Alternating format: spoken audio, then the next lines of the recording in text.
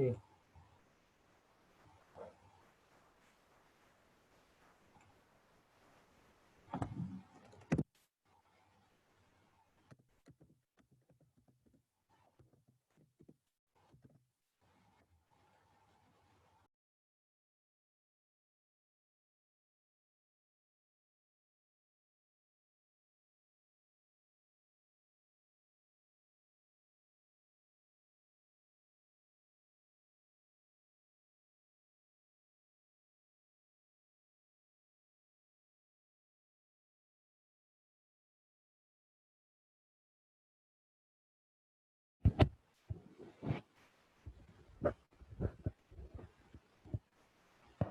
Hola, buenas noches.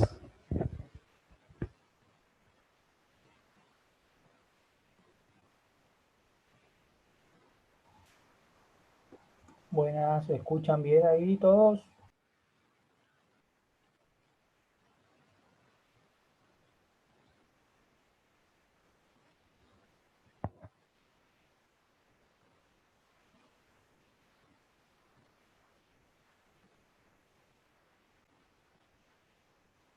Sí. ¿Qué tal, Rodrigo? ¿Cómo estás?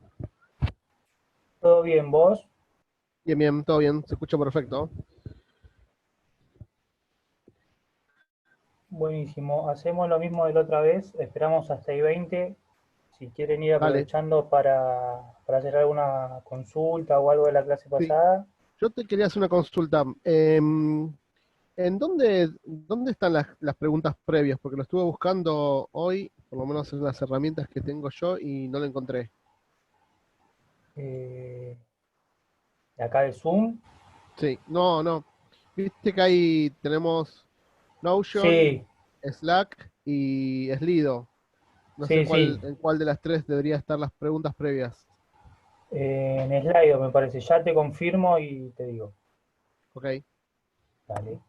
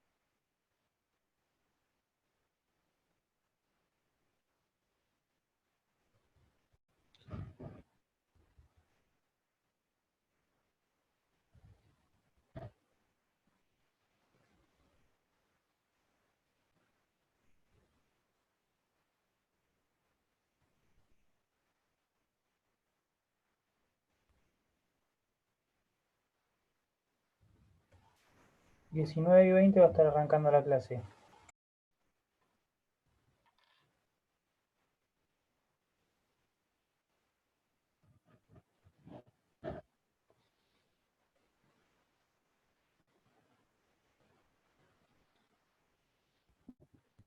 ¿Qué tal? Buenas noches. Si quieren, hasta que arranquemos con la clase de hoy, eh, si tienen dudas, consultas de la clase anterior o si tienen algunas preguntas para la de hoy, las podemos ir resolviendo por acá hasta que nos quedan 12 minutitos aproximadamente para arrancar con la clase.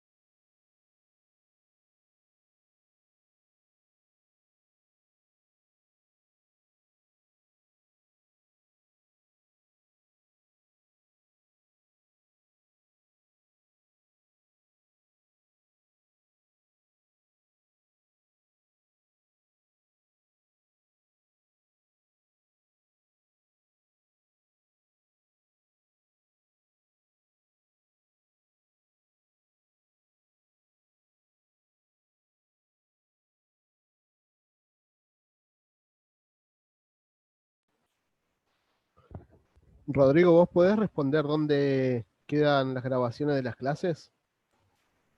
Sí, Ariel, se van a subir a Notion. Ya se tendría que haber subido, pero si no se subió todavía, ahora veo qué es lo que pasa. Pero en Notion van a estar todas las clases grabadas.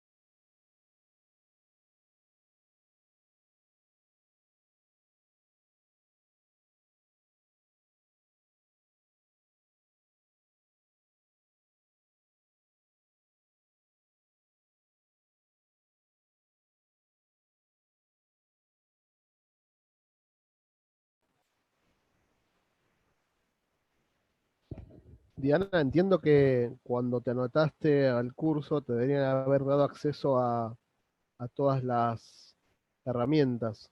En principio creo que son tres, corregime Rodrigo si no, es Notion, Slido y Slack. Son las tres, ¿no? Más allá, y obviamente adicionalmente Zoom, que es la que usamos para las clases en directo.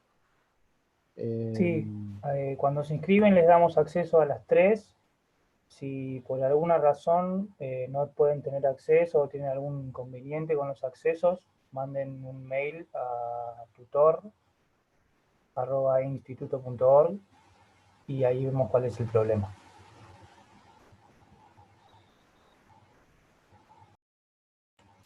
Y ahora les digo cómo acceder a las grabaciones. Denme un segundito.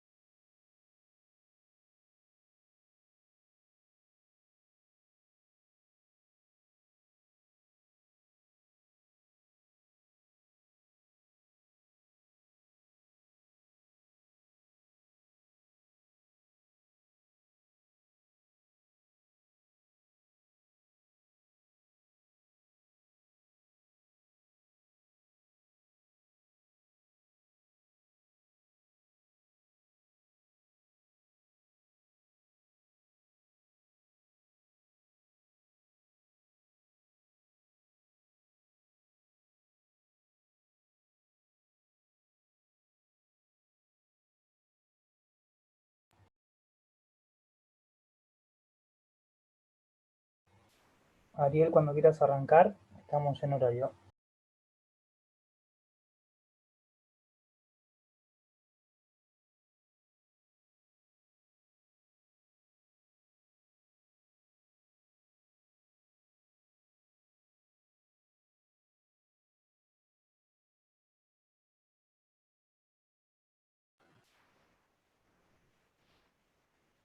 ¿Qué tal? Buenas noches.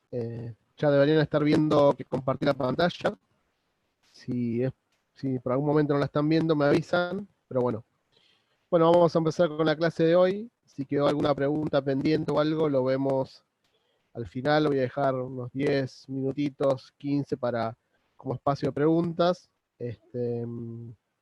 Y bueno, queda ahí algunas dudas con respecto a la plataforma que después cualquier cosa pueden consultar y si no, Rodrigo nos dará una mano con eso. Bueno, arrancamos con la clase de hoy. Por favor, me confirma alguno si está viendo la presentación.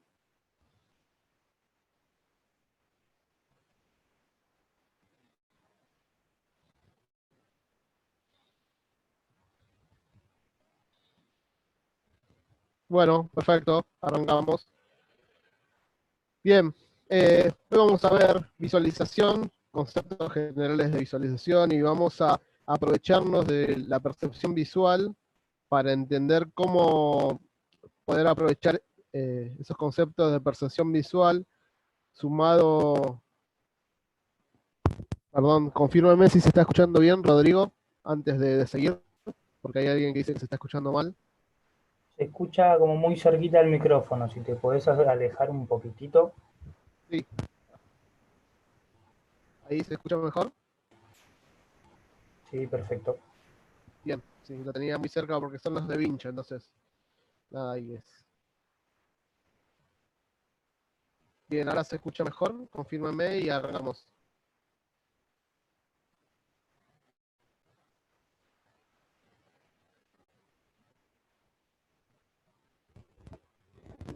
Rodrigo, ¿me confirmás vos si se escucha bien? Sí, sí, yo te escucho perfecto. Bien, si no, desactivo los auriculares, pero si se escucha bien, a ver, porque hay varios que dicen que no se escucha del todo bien. Sí, si querés desconectar el auricular y hablar así directamente con la computadora, Bueno, probamos dale. con eso. Hola, ¿se escucha mejor ahí? Ahí estoy hablando directamente. Perfecto, ahí estos son los auriculares que estaba probando. Buenísimo, buenísimo. Bueno, seguimos Bueno, así entonces. bien. Bien, veamos, vamos a empezar, le decía que vamos a aprovechar lo que es la percepción visual justamente para utilizarlo en nuestros tableros, en nuestros elementos de visualización, de explotación, ¿no? Con el objetivo de poder contar, ¿no? Una buena historia, ¿no? Sobre nuestros datos. Bien, y en ese objetivo que tenemos de contar nuestra historia, ¿no? Hay alguien siempre me decía, uno de mis primeros gerentes me decía que no solo hay que ser, sino también parecer muchas veces, y me hacía referencia a que cuando tenemos un dato que es importante, muchas veces también es importante cómo el mensajero da ese mensaje, ¿no? Y él me hacía referencia al uso y a la forma de presentar la información, ¿no? Y también, digamos que en el último tiempo, ¿no? Los datos han pasado de tener un rol no es tan destacado en la organización a ser muy importantes, incluso ya se habla de el dato como la información como un activo propio de la organización, ¿no? Entonces, digamos que hoy la información y los datos, quien tiene información y los datos, de alguna manera puede inducir a, a las personas que van a tomar esa información o leer esa información a que sus pensamientos se redirijan hacia un lugar, ¿no? Entonces, con lo cual es crucial poder entender cómo mi auditorio, cómo mis destinatarios perciben, ¿no? La información o perciben lo que uno le muestra visualmente, justamente para que nosotros podamos mostrar los datos y esa historia que queremos contar acerca de nuestra información, del conocimiento que hemos generado, pueda ser de provecho y pueda ser bien utilizada en cualquier ámbito. Bien, ¿qué es la visualización? Bueno, las visualizaciones es una forma, ¿no?, de comprensión del conocimiento, ¿no? A mí me gusta más esta frase que dice que es el arte de comprimir la información, agregando entendimiento para crear conocimiento. ¿Por qué? Porque es todo un arte, ¿no? Podemos ver un montón de técnicas, podemos entender desde lo técnico y desde lo perceptivo cómo mostrar la información, pero luego va a depender de muchas cosas, cómo vamos a poder y cómo vamos a armar nuestros tableros, ¿no? Incluso también la experiencia radica mucho en la forma de procesar y de mostrar la información, ¿no? Y otra frase también muy conocida es mostrar los datos, números y estadísticas a través de imágenes y cuadros, ¿no? Esta es bastante antigua, ¿no?, pero siempre la traigo acá a colación en las presentaciones, justamente para que se entienda que no es algo nuevo, ¿no? Muchas veces alguno podrá decir que la visualización es algo nuevo, que tiene poco uso, o en realidad poco tiempo de uso, pero en realidad es algo que se viene utilizando hace muchos años, mucho más de lo que nosotros creemos. Bien, ¿qué es? Vamos a ver un poco de cronología, justamente con esto que les decía sobre el uso de la información, y más que nada sobre el uso de los gráficos y formas para poder entender los datos. En 1769, una persona llamada John Lambert hizo un primer gráfico, ¿no? Es el primer registro que se tiene sobre el uso de gráficos, ¿no? Y en este caso lo que estaba mostrando un experimento que había hecho él con respecto a la evaporación del agua, ¿no? Y fue uno de los primeros que mostró un gráfico con dos ejes, en ese caso el eje X y el eje Y, ¿no? Justamente para mostrar una relación y que su objetivo era que más allá de los números, un gráfico pueda ayudar a analizar la información y pueda describir lo que él quería mostrar, ¿no? Un poquito más acá en el tiempo, ¿no? Esto también es bastante conocido para aquel que no es que lo escuchó nunca, y justo estamos en una época de pandemia, ¿no? Jon Snow fue una persona que vivía en Londres, ¿no? Y en un momento se desató una epidemia de cólera, ¿no? Entonces lo que él hizo fue tomar el mapa de la zona donde estaba ubicada, donde mayores casos había de cólera, y empezó en el mapa a ubicar cada uno de los casos, ¿no? Incluso los fallecidos y dónde estaban. Un poco lo que hoy podríamos llamar que hizo geoposicionamiento. Bueno, fueron los primeros que tomó la ubicación de las personas de su residencia y lo relacionó y encontró que la mayoría se ubicaba cerca, ¿no? O en un radio determinado.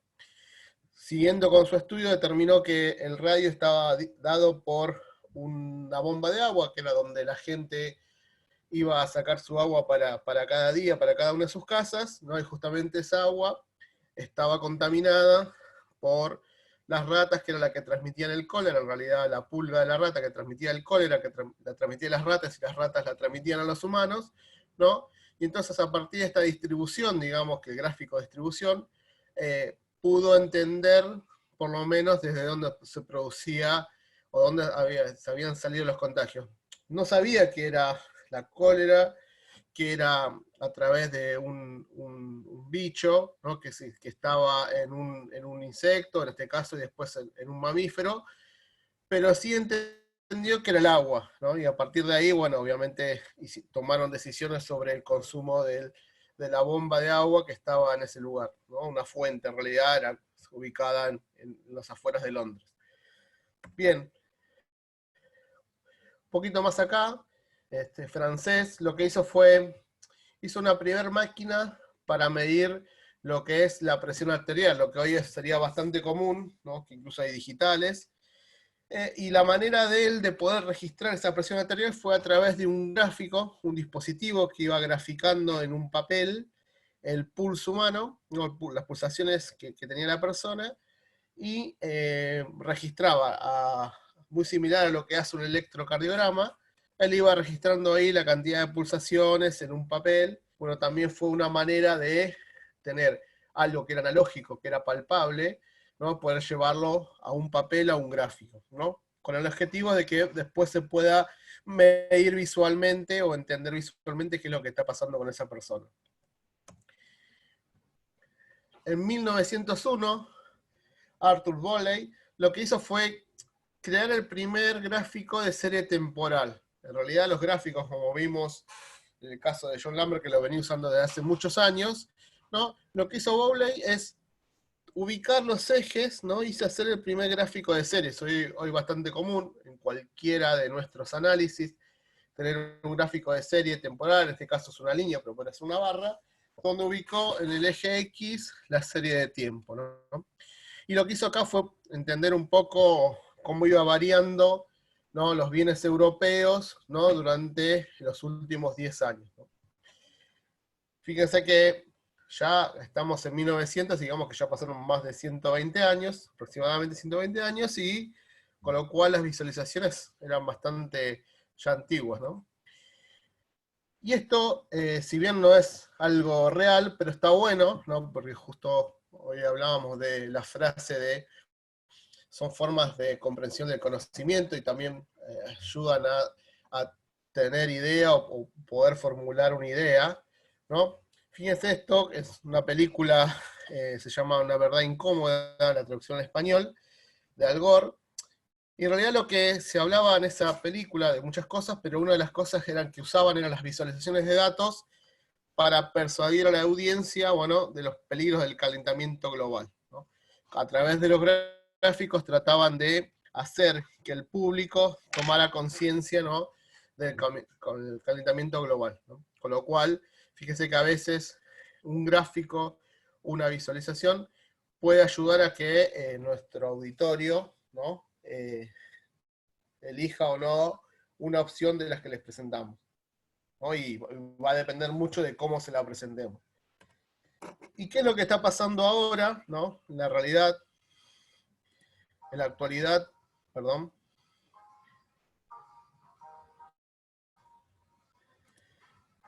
Podemos ver, ya no es nada común encontrar gráficos de este estilo, ¿no? Arriba a la izquierda lo que ven es los vientos de Estados Unidos, si bien esto no es en tiempo real, ¿no?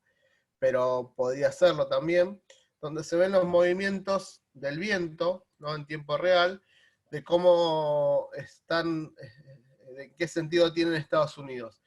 Abajo en el centro, ¿no? También es una captura, es los viajes, ¿no? Las salidas, o en realidad los aviones que están volando en ese momento, y desde dónde hacia dónde salen. Eso es, no me acuerdo, no me acuerdo la fecha, ¿no? Ahí después tienen los links para verlo, pero está bueno porque te va indicando, o pueden ver en un día normal, hoy no sería así, cómo es el direccionamiento y el uso del espacio aéreo en todo el mundo.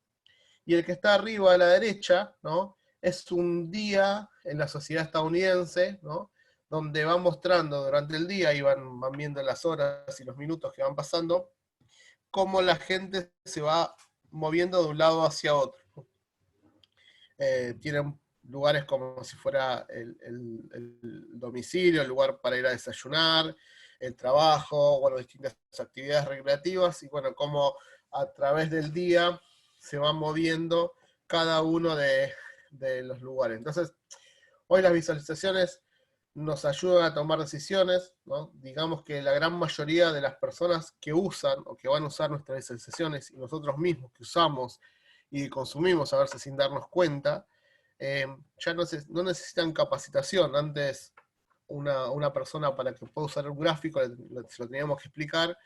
Hoy estamos tan acostumbrados, o incluso la tecnología nos ayuda a entender rápidamente. Entonces, no solo la disciplina de la visualización, sino que un montón de otras disciplinas hoy nos ayudan a poder encaminar y dirigirnos al objetivo final que tenemos nosotros como generadores de información, como exponedores, como distribuidores de la información, ¿no? Para poder mostrar nuestros datos. Vamos a seguir un poquito más, ¿no? ¿Y por qué es importante, ¿no? ¿Por qué es importante una visualización? porque me puede ayudar, ¿no?, en forma simulada a poder tomar...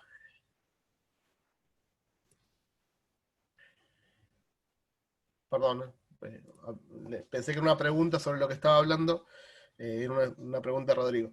El objetivo es por qué es importante nuestras visualizaciones o las visualizaciones que nosotros elijamos, porque las visualizaciones pueden ayudar a identificar tendencias, muchas veces a responder preguntas, ¿no?, a probar teorías, ¿no?, incluso a mostrar nuestra marca, ¿no?, que es nuestro objetivo quizás como vendedores, como exponedores de nuestros datos, ¿no?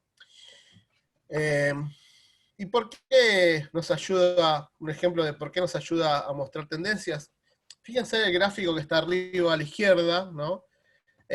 Lo que está mostrando, ¿no?, es si yo puedo encontrar una relación entre el doctorado, ¿no?, o real el nivel de educación, ¿no?, la cantidad de desempleados que tengo, ¿no?, y la mediana, ¿no?, para ver, ¿no?, si hay una relación, ¿no? En el gráfico, digamos que si yo me pongo a analizar columna por columna, fila por fila, podría llegar a encontrar una relación, pero miren el mismo gráfico, ¿no?, representado con columnas donde yo puedo entender o puedo ver de distinta manera la relación, ¿no?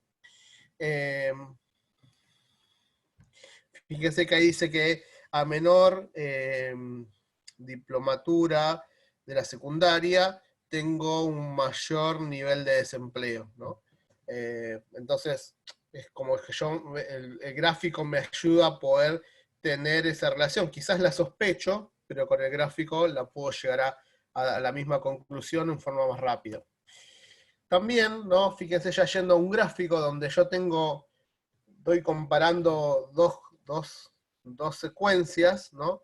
En donde, fíjense que el gráfico de barras me ayuda, yo puedo comparar como si fuera el presupuesto y el real, pero si yo lo tengo ubicado de esta manera, ¿no?, como lo tengo acá, yo puedo, incluso con la ayuda de las diferencias y eso, los tamaños, puedo encontrar mayor relación, ¿no? Es otra manera de poder presentar la información, si bien quizás esta ya me ayudaba, la del lado izquierdo, la del lado derecho me va a ayudar mucho más. ¿Y por qué a veces puede ser importante para mostrar nuestra marca, ¿no? Así cosas tan simples como un tweet, donde yo muestro un gráfico con ciertos valores, ¿no? Es mucho más fácil de entender, ¿no?, un gráfico de barras, donde yo puedo, el gráfico de barras me muestra el tamaño, ¿no? Entonces, de distinta manera puedo ver, ¿no?, cómo estoy posicionado de forma más rápida que si tuviera una grilla incluso desordenada. Bien, vamos a meternos en la percepción visual, ¿no?, con el objetivo de poder llegar a mostrar cosas del estilo que vimos antes, ¿no? Entonces, vamos a aprovecharnos, esto es un estudio, ¿no?, que se hizo hace unos años sobre cómo percibimos todo lo que se encuentra a nuestro alrededor y cómo también nuestro cerebro percibe e interpreta algunas cosas. Nos vamos a tomar de ese estudio algunas cositas puntuales y vamos a tratar de que esas cosas puntuales nos ayuden a mostrar o poder mostrar nuestra información de una forma más entendible para nuestro auditorio. Bien, memoria a corto plazo, ¿no? Esto después háganlo tranquilo, es un ejercicio. Lo que dice la memoria a corto plazo es que podemos almacenar entre 3 y hasta 9 trozos de información, ¿no?, visual en nuestra memoria y por un breve lapso de tiempo, ¿no? Esto es, imagínense que yo les muestro una carta, cualquier tipo, le muestro una segunda carta, le muestro una tercera carta, y le muestro una cuarta carta. Algunas personas ya no recuerdan la primera, algunas siguen recordando el orden y cuáles fueron las 4 cartas anteriores, y así sucesivamente hasta llegar hasta 9, ¿no? Entonces, eso es algo que va más allá de la inteligencia y va más allá de la persona y el nivel de educación que tenga la persona, sino es algo que está intrínseco en nuestro cerebro, ¿no? Entonces, tenemos que ver cómo podemos aprovechar eso, ¿no? Imagínense, hay un gráfico ahí donde muestra para cada año y para cada mes está mostrando un valor. Imagínense que fuera el margen de ganancia que me está dejando un producto. Y yo en esta grilla, para un año específico, si tomara un año específico, me sería difícil ver qué tendencia tiene ese gráfico, ¿no? Quizás empiezo por, no sé, si tomo el año 95, tiene 150.3, 150.9, mira, estoy 151.4, estoy subiendo, 151.9, y ya ahí sé que estoy subiendo con respecto al mes anterior, pero yo no me acuerdo cómo venía la tendencia, no sé si es hacia arriba, si es una línea, si es hacia abajo, ¿no? Entonces quizás sería mucho más fácil, ¿no? Parado en un año, poder tener algo de este estilo, ¿no? Un gráfico, ¿no? Entonces, fíjese qué tan simple, ¿no? O qué tanto provecho podemos sacar de eso de la percepción visual, ¿no? Y de esta memoria a corto plazo, que puede ser muy bueno para nuestra forma de mostrar la información, y puede ser muy, muy malo si estamos utilizando el gráfico, la forma de mostrar los datos que no es coherente a esto. Bien, nuestro cerebro, por defecto, ¿no? Interpreta mejor eh, las formas que los números. ¿Por qué? Si bien los números, digamos que tienen ya miles de años en el uso de los humanos, ¿no? de distintas civilizaciones, muchos antes que nosotros, pero digamos que el uso de los objetos y aquellos que se encuentran en la naturaleza es mucho mayor, ¿no? Tiene mucho más años de uso en nuestro cerebro que los números, ¿no? Por lo tanto, los números son mucho más difíciles de entender que algo tan simple, ¿no? que como una forma. Entonces, tenemos que aprovecharnos de esto, ¿no? Para, si queremos destacar algo, queremos marcar algo, queremos que eso sea diferente al resto de la información, ¿no? Cosas como cambiar un color, ¿no? Fíjese que rápido se detecta, cambiar el sentido, cambiar también el sentido, la altura, cambiar la forma, cambiar el tamaño, ¿no? Obviamente cambiar también la forma, recuadrar, ¿no? Va a ser mucho más simple que si yo tuviera un montón de números, poder detectar cuál es el diferente, ¿no? No sé si alguno vio en internet, eso, hay una serie de números ordenados, y de golpe, no sé, tenemos 50.000 números y sería difícil encontrar en el medio un número que esté desordenado, ¿no? Imagínense que si tuviéramos un punto marcando cuál es el que está mal, ¿no? Sería mucho más simple. Bien, también el uso de los colores, ¿no? Y esto tiene también que ver con nuestra experiencia, y no solo nuestra experiencia actual, sino también la experiencia como humanos en el uso de los colores, ¿no? Y por qué determinados colores significan una cosa y por qué determinados colores significan otra, ¿no? Ahí la frase dice que algunos colores son suaves y algunos se apoderan de nosotros y se agitan a nuestro alrededor. Y esto tiene que ver con que el uso de los colores, ¿no? Yo siempre digo que para los que somos más grandes, ¿no? Voy a decir la edad, pero para los que somos más grandes, recordar esos PowerPoint que usábamos en los años 90, al principio, que tenían mucho color y los colores eran muy fuertes, y era lo que se usaba en ese momento. Hoy sería inaudito, ¿no? Poder usar ese tipo de gráficos o colores para mostrar un dato, porque se entendió que los colores ayudan, pero también muchas veces pueden entorpecer. Entonces, hoy lo que se aconseja, lo que es el uso de colores, tener colores pasteles, ¿no? Tener la menor cantidad de colores, sacar los colores de fondo, sacar los colores de los recuadros, ¿no? Y tender a que sea todo más simple, no tan recargado, y utilizar los colores adecuados, ¿no? Si yo tengo que usar una alerta, usar el rojo, y usar el rojo, ¿por qué? Porque tiene que ver con que el rojo hace referencia a la sangre, y cuando vemos sangre, automáticamente nuestro cerebro lo interpreta como algo malo, por eso el rojo también tiene que estar también está asociado al fuego, con algo que le tenemos miedo.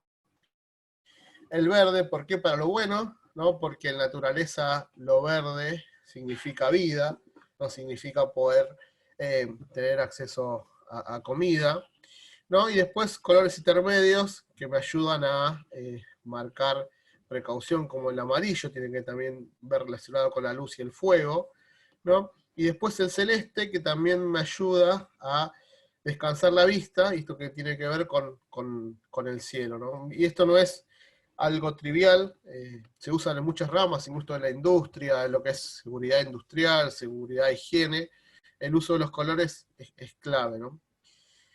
Ahora, ¿no? Siempre hago un paréntesis con respecto al uso de los colores. Muchas veces el uso de los colores uno lo puede sugerir, pero hay organizaciones que ya tienen sus colores bien definidos, ¿no? Incluso a veces monocromáticos, ¿no?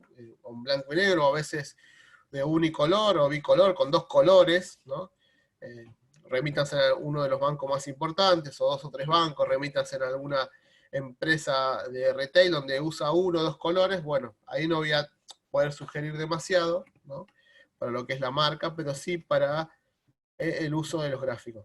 Y otra cosa importante, ¿no? Y esto también lo digo por experiencia, son dos temas. Uno, el uso del color para las personas.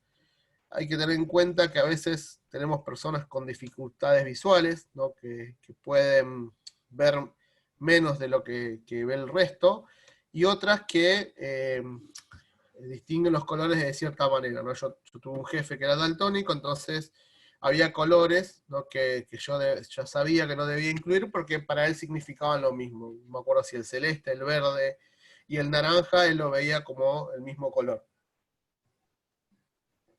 Y por último, otra cosa que me pasó, y esto también tiene que ver con la diversidad de nuestros expositores, en realidad la diversidad de las fuentes donde yo voy a exponer, ¿no?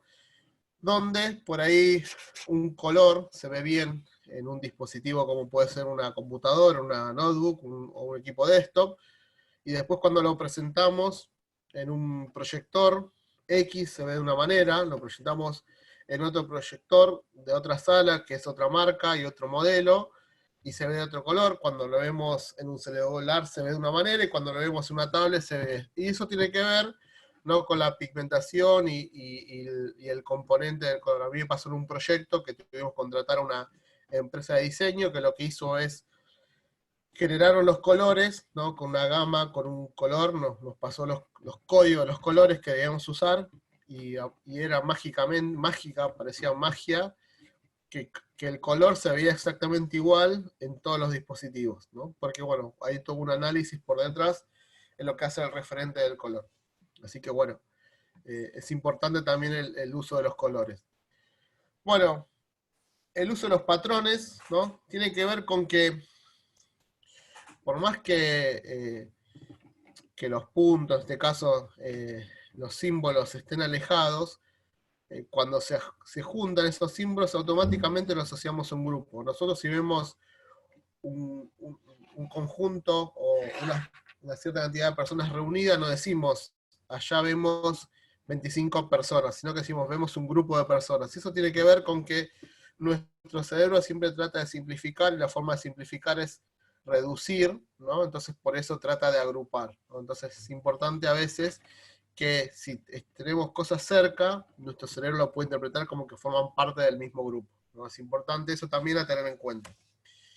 Bien, cuando a un grupo o a ciertos objetos, ¿no? le interponemos una frontera, automáticamente todo lo que se encuentre dentro de esa frontera forma parte de un grupo y el resto queda aislado, ¿no? Esto, si bien es algo que muchos lo podrán entender, bueno, es importante también que a veces una frontera visual ayuda, ¿no? a tener una mano. Perdón, a ver, levantar la mano.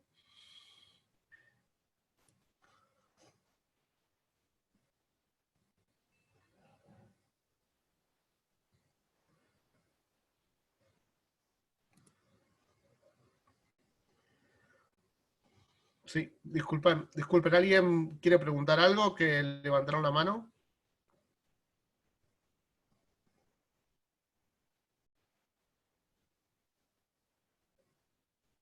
Bueno, sigo, si no. Bueno, me llegó el aviso de que alguien levantó la mano, por eso... Bien, sigo entonces. Si no dejamos si tienen dudas, salvo que no me escuchen, por favor, dejemos las dudas para el final. Bien, sigamos con percepción visual.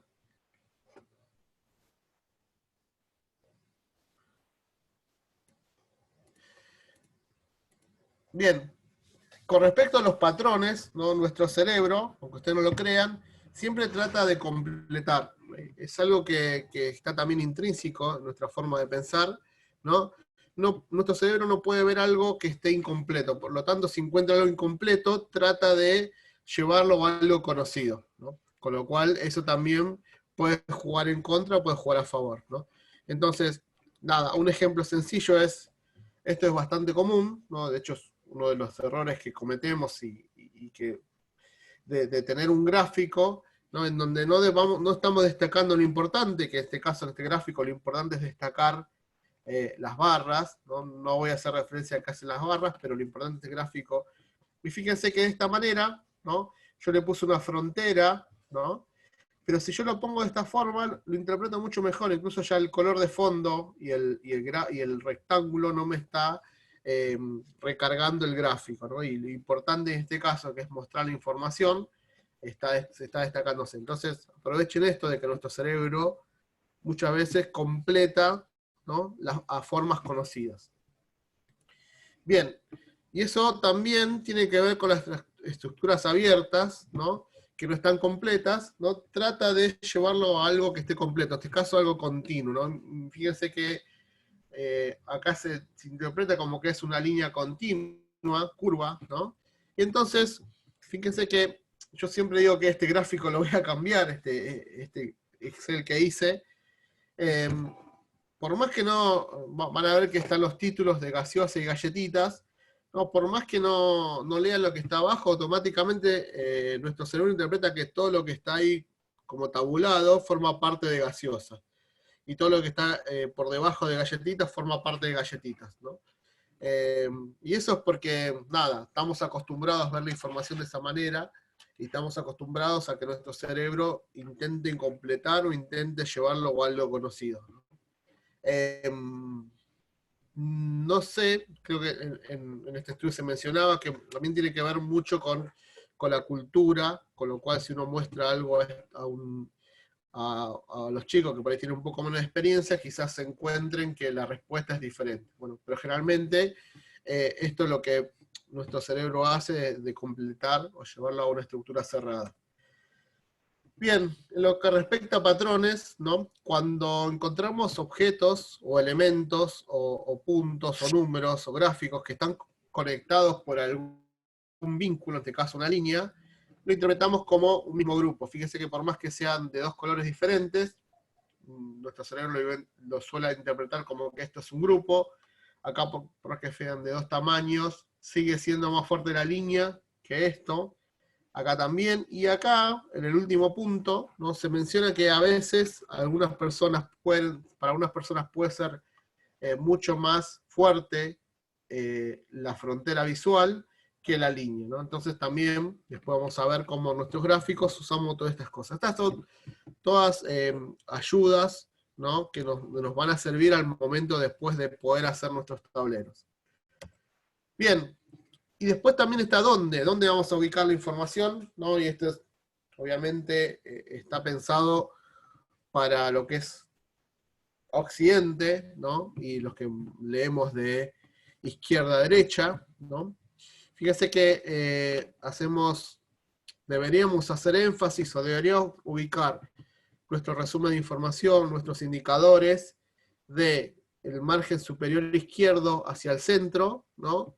O a lo sumo hacia el margen superior derecho y el margen inferior izquierdo, donde deberíamos meter la información donde queramos hacer un poco de énfasis, ¿no? Enfatizadas.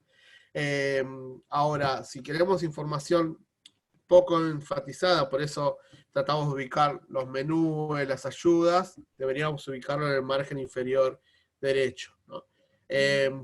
Yo cuando esto obviamente lo vi y ya tenía muchos años de hacer tableros, lo volví hacia atrás y me di cuenta que en la mayoría de mis tableros toda esta porción era la que ocupaba el logo de la empresa, el título del reporte, con lo cual perdía mucho espacio en información que ya era redundante, ¿no? Pues si estoy analizando el estado de resultados de una empresa, poner el logo y el título, quizás hubiese sido más simple ponerlo por debajo o al final como una nota, ¿no? Pero bueno, es algo que es bastante común al momento de diseñar nuestros tableros.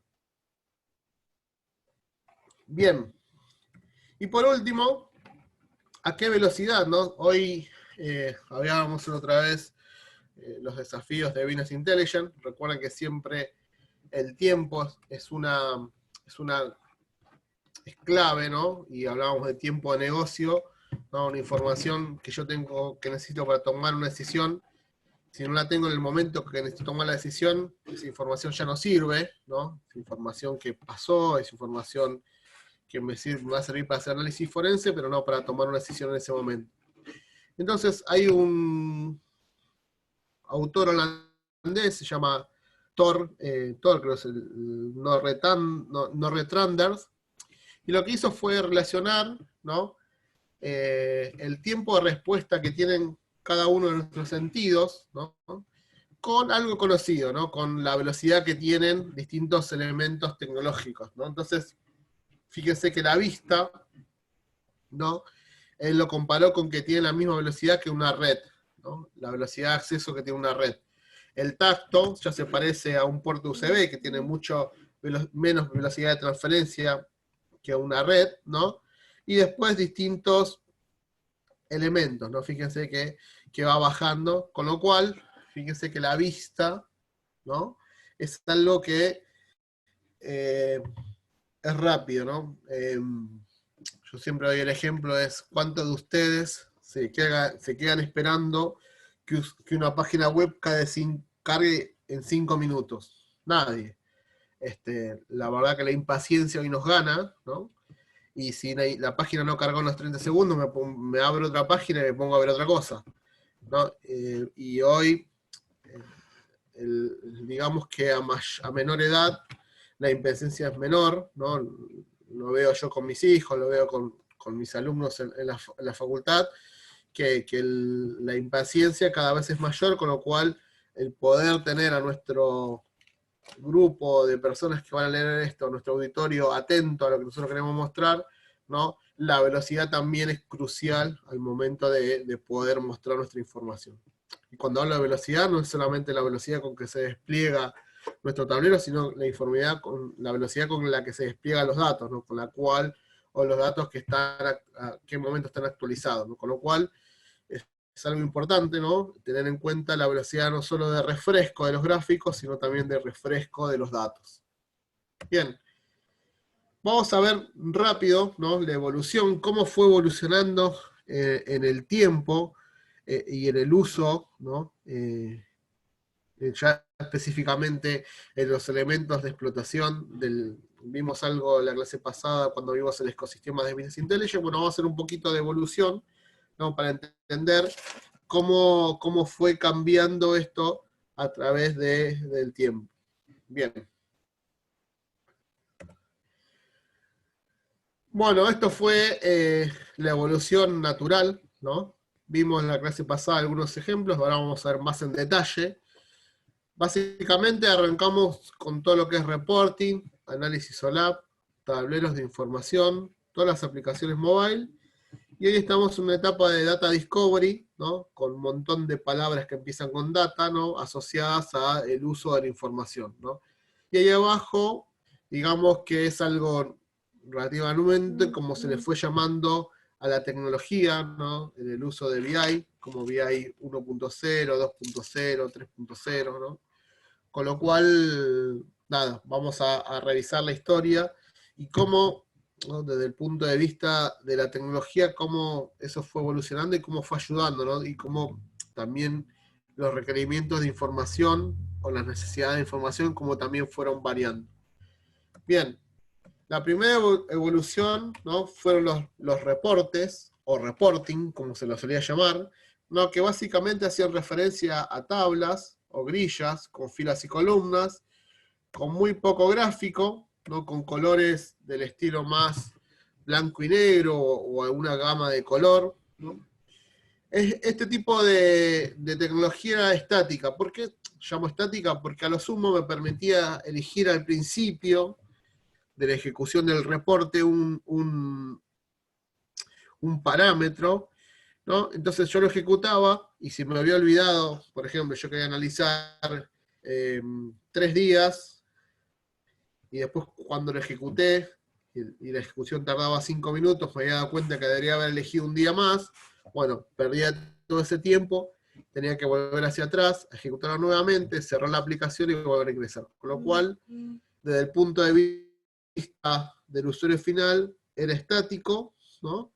Pero bueno, era mucho mejor que nada, y recuerden que esto era en los principios de los 90, la tecnología tampoco era demasiado extensa en el uso de lo que eran los tableros. Los tableros no existían, en el uso de gráficos y grillas. Los 2 gráficos mayormente usados eran, o los 3, eran el gráfico de torta, que se usaba en un 90%, el gráfico de líneas y el gráfico de barras. Eran los 3 gráficos más usados. Digamos que el de torta era la estrella. Y como mejora con el tiempo, aparecieron los gráficos en 3D, ¿no? Como se ve acá en la última grilla. Tenía un poco formato, salvo de poner algún color o resaltar alguna columna con algún color especial, con negrita, ¿no? Había más uso de grillas, menos cantidad de gráficos, ¿no? Y el tiempo de desarrollo, digamos que era extenso.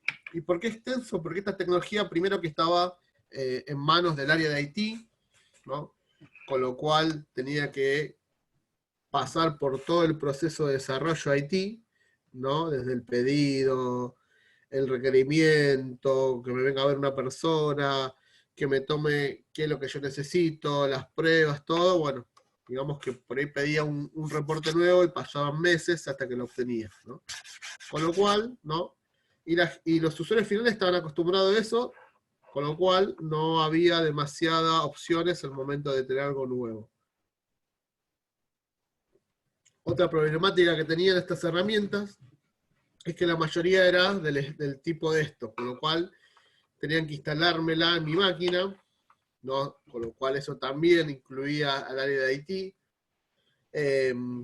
Muchas veces cuando había un cambio de versión, había que desinstalar la aplicación y volverla a instalar, y eso generaba que otras aplicaciones me dejaran de funcionar, ¿no? Con lo cual era todo bastante engorroso. Todas sus épocas son buenas, ¿no? Pero volviendo hacia atrás y conociendo lo que vino después, era bastante engorroso. Como todo, uno se arreglaba con lo que había en ese momento tecnológicamente, y seguramente nos va a pasar en unos años que veamos lo que tenemos en ese momento con respecto a lo que hay hoy, y vamos a decir cómo estuvo usando esto. Pero bueno, esta fue la evolución inicial, o el uso, o el primer pasito que dio el Business Intelligence en el uso de información. Bien, con el tiempo apareció el análisis ad hoc, ¿no? Que lo que me permitía ya al usuario final esta posibilidad, ¿no? de darle cierto control al usuario final, de que pueda elegir qué dimensiones, dónde ubicarlas, si en filas, sin columnas, si quería mostrar determinados campos, ordenarlos, bueno, nada, distintas opciones que me daba el análisis OLAP, y era como decirle al usuario, ahora tenés un poco de independencia del área de IT, ¿no?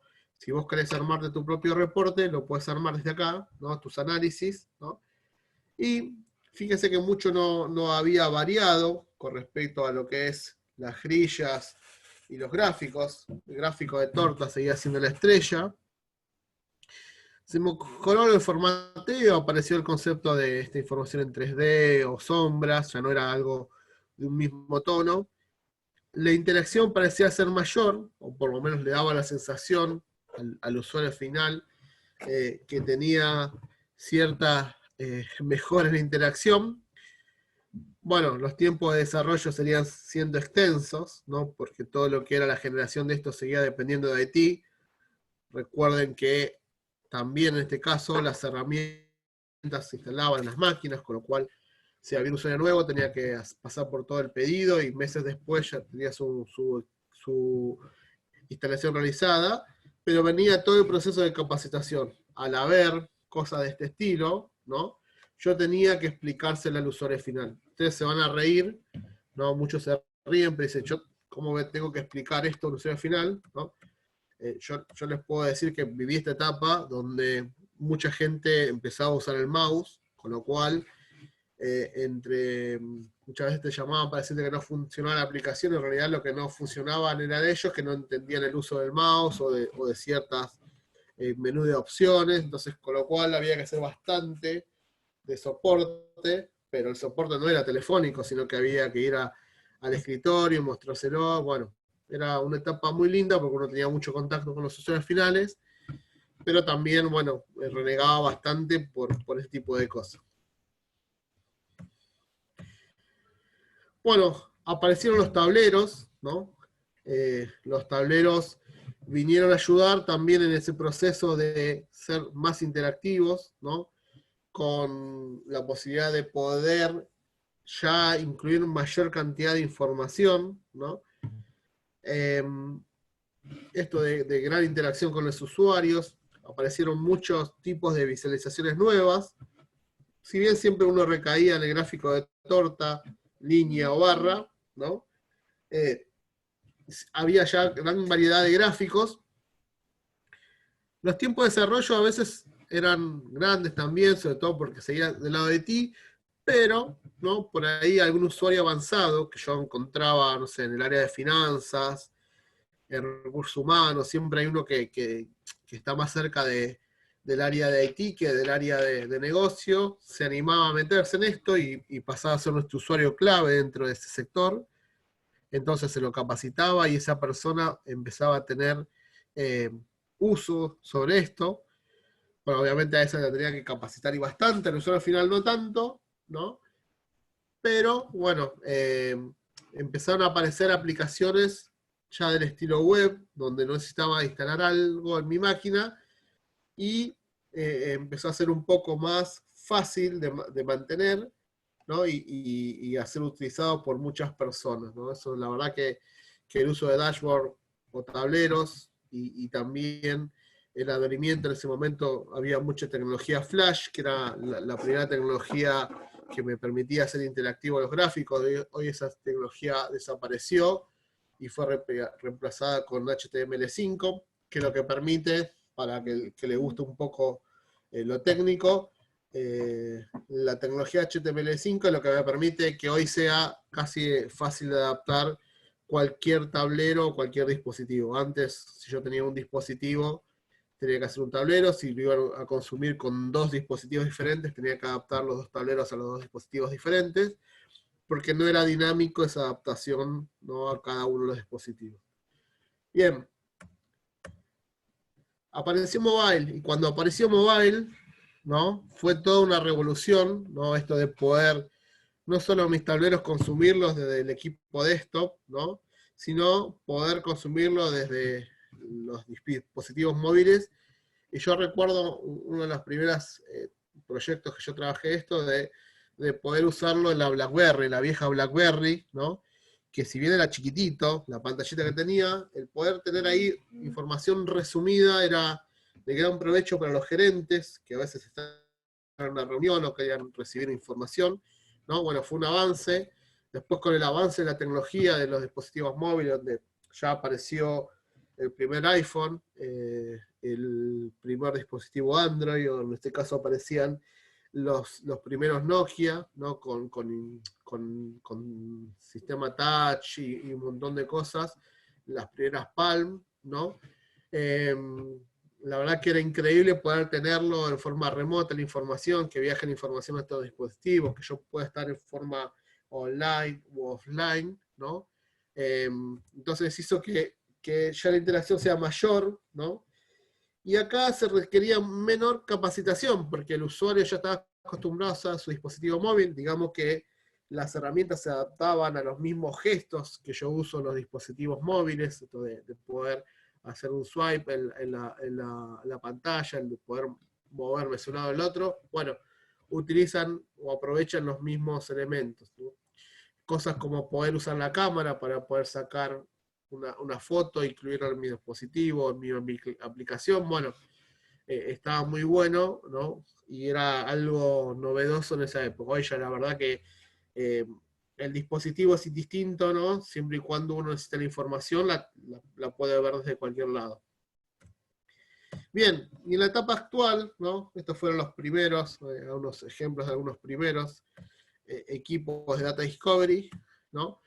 ¿Cuál es el objetivo? Bueno, ahí habla de la gran interacción, pero básicamente estos elementos de explotación, lo que se basan, o su mayor preponderancia en lo que basan es la independencia.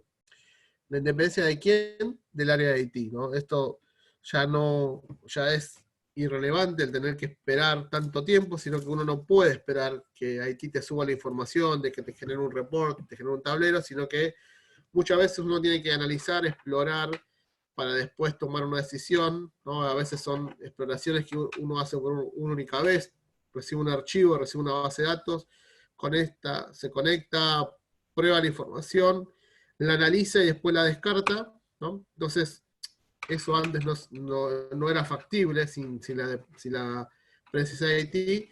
Bueno, estas herramientas tienen ese objetivo. El objetivo principal es poder trabajar con mis propios datos o mezclar datos, ¿no? Esto de mezclar datos, imagínense que tengo el stock o tengo la logística de mi producto y recibo información en una planilla Excel, ¿no? De la competencia, bueno, poder mezclar la información que yo tengo en mi data warehouse con información que viene de un Excel, o que alguien me transfirió desde su dispositivo, desde Drive, o desde Dropbox, o de cualquier otra información en la nube, poder subirla, probarla, chequearla, compararla, ¿no? Jugar un poquito con esa información sin depender del área de IT. Incluso algunas herramientas de Data Discovery van un poquito más allá y me permiten hacer algunos pequeños análisis estadísticos, ¿no? Incluso algunas me permiten hacer como depuraciones de los datos, hacer un poco de calidad, poder analizar los datos, ver qué mayor preponderancia o cuáles son los objetos que se repiten en mayor cantidad de veces, hacer algunas pequeñas predicciones, las básicas, o sea, hacer un forecast, hacer una predicción lineal. Bueno, eso lo que trajo estas herramientas, ¿no? Es justamente el poder trabajar o ser un poco más independientes, ¿no? Y la gran ventaja que tiene es que su adaptación o su curva de aprendizaje es rápida, ¿no? La curva de aprendizaje, digamos que es logarítmica, en 1, 2 o 3 días yo ya puedo estar haciendo tableros y tableros complejos, ¿no? Accediendo a múltiples frentes. Digamos que la importancia de esto es conocer cómo saber conectarse a los datos, a un archivo, a una base de datos, a información en la nube, quiero sacar información de Twitter, bueno, cómo conectarme a Twitter y cómo procesar esa información, quiero conectarme a información que tengo en un dispositivo, o quiero sacar, se me ocurre sacar información de el logueo que hace un Smart TV sobre la cantidad de consumo de información que tiene ese Smart TV, bueno, de alguna manera poder conectarme y sacarlo. Ese es el gran objetivo de estas herramientas. La única dificultad que tiene es aprender a conectarse. Después el uso suele ser rápido, lo vamos a ver en la última clase, cómo es tan simple como arrastrar y soltar, ¿no? Y después obviamente si quiero hacer algo más complejo, sí, cómo lo puedo hacer diferente. Así que bueno, estas son la última etapa, la etapa que estamos viviendo hoy, la etapa que vamos a seguir viviendo durante un par de años, ¿no? Bien, ahora nos vamos a adentrar y meter en la última etapa de la clase para entender, ¿no? Cuáles son los tipos de datos, cuáles son las relaciones y cuáles son los formatos o estilos de visualización, ¿no? que se usan en mayor preponderancia actualmente, ¿no? Para así la próxima clase vamos a tomar todo esto y empezar a usar esa receta, cómo mezclamos cada uno de estos ingredientes, no solo la percepción visual, sino qué tipo de datos y cómo vamos a mostrar las relaciones, así que vamos a meternos en esto. Bueno, tipo de datos, vamos a ver que tenemos los datos cuantitativos, ¿no? Datos que están ahí ya sea en forma discreta o en forma, ¿no? Real. Son información que nosotros tenemos disponible, que podemos encontrar de distinta manera, ¿no? Y que después se van a replicar o nos va a ayudar, ¿no? Poder entender qué tipo de datos tenemos, ¿no? Para poder determinar hacia qué punto de vista o qué gráficos vamos a usar, ¿no? Entonces, los tipos de datos son cuantitativo, discreto, continuo y categórico. Bien. Después vamos a ver las relaciones, ¿no? ¿Qué tipo de relaciones tenemos, ¿no? Ahora la vamos a ver en detalle cada una, ¿no? Vamos a ver que tenemos las relaciones de tipo comparación nominal. Esto es, yo me quiero comparar contra algo, ¿no? Me quiero comparar yo contra un producto, me quiero comparar yo contra las ventas de otra sucursal, o mismo dentro del mismo gama de productos, comparar los productos por distintos relacionamientos. Bueno, básicamente lo que hace la referencia a comparación nominal, ¿no?